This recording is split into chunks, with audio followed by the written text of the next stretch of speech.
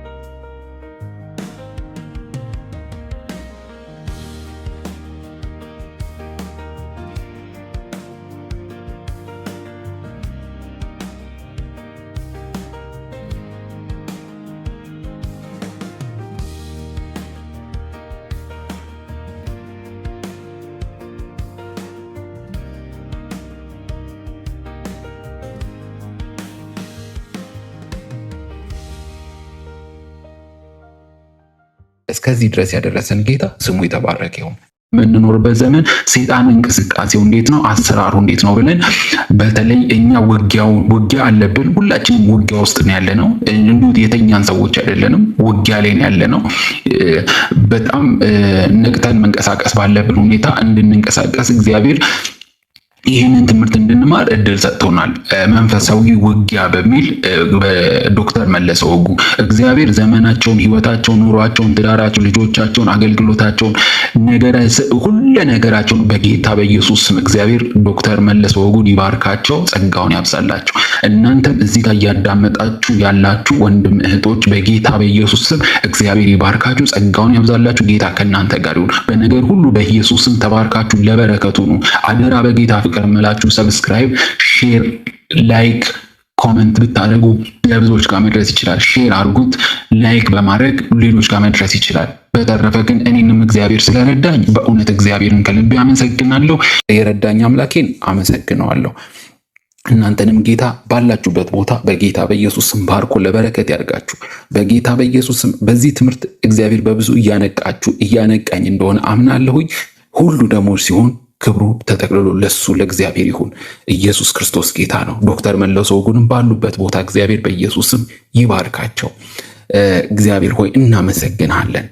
በጌታ በኢየሱስ ክርስቶስም ጌታ በቅርብ ይመጣል። ኢየሱስ ጌታ ነው።